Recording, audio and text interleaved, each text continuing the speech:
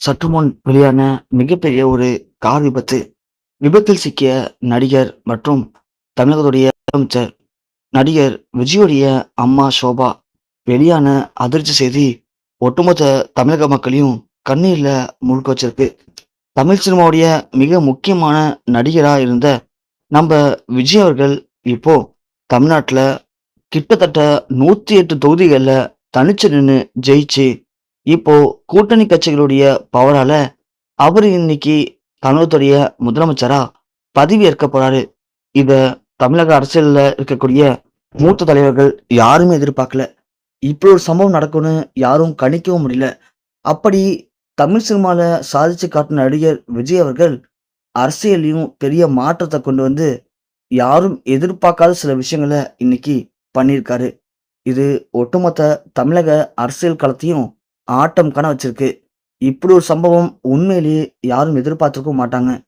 இப்படி தமிழ் அரசியல்ல இவ்வளவு பெரிய மாற்றத்தை கொண்டு வந்த நடிகர் விஜய் அவர்கள் இந்த அரசியலுக்கு உள்ள வந்தப்பயே அவங்களுடைய குடும்பத்தினர்கள் எல்லாரும் விஜய் மேல் நம்பிக்கை இல்லாம விஜயை விட்டு பிரிஞ்சுட்டாங்க.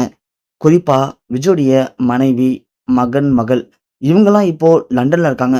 ஏன் விஜயுடைய அம்மாவும் அப்பாவும் கூட விஜய் கிட்ட சரியா பேசுறது இல்ல. இருந்தாலும் வெளியில இருக்கவங்க தப்பா பேசக்கூடாது அப்படிங்கிற ஒரே ஒரு காரணத்துக்காக விஜய் கூடவே இருக்கிற மாதிரி அவங்களும் இருக்காங்க. ஆனா அவங்கெல்லாம் கணிச்சது ஒண்ணு, மக்கள் கணிச்சது ஒண்ணு. மக்கள் இன்னைக்கு விஜய ஜெயிக்க வச்சுட்டாங்க. இது உண்மையிலேயே அவங்களுடைய அம்மா, அப்பா, மனைவின்னு எல்லாருக்கும் ரொம்ப பெருமையா இருக்கு. தன் மகன் மேல மக்கள் இவ்வளவு நம்பிக்கை வச்சிருக்காங்களே அப்படின்னு அவங்க எல்லாரும் சந்தோஷப்பட்டிருக்காங்க. இன்னைக்கு விஜய் பதவியேற்க போறாரு. அதற்காக அவர் கூட இருக்கணும் அப்படின்னு முழுமையான அன்போட விஜயோடைய அம்மா ஷோபா அவங்களுடைய வீட்டுல இருந்து கிளம்பி அவங்க சட்டமன்றத்துக்கு புறப்பட்டு போயிருக்காங்க. அப்படி போற வழியில திடீர்னு விஜயோடைய மனைவி சங்கீதா, அவருடைய மகன், மகள் எல்லாருமே ஷோபாவுக்கு கால் பண்ணியிருக்காங்க. கால் பண்ணி பேசிக்கிட்டு அவங்க ரொம்ப சந்தோஷமா போயிருக்காங்க. அப்படி போற வழியில நம்ம ஷோபா, சங்கீதா அப்புறம் அவங்க பசங்க எல்லாரையும், "நீங்க எல்லாருமே கிளம்பி சென்னைக்கு வாங்க.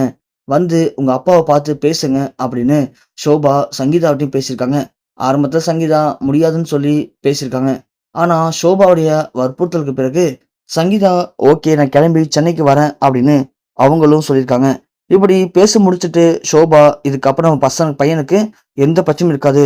சங்கீதாவும் சென்னைக்கு வரேன்னு சொல்லிட்டா, பழைய மாரி தன் குடும்பம் ரொம்ப சந்தோஷமா, நிம்மதியா இருக்க போகுது" அப்படிங்கிற மிகப்பெரிய சந்தோஷத்தோட ஷோபா காரை ஓட்டிக்கிட்டு நேரா அந்த ஸ்பாட்டுக்கு போயிட்டு இருந்திருக்காங்க.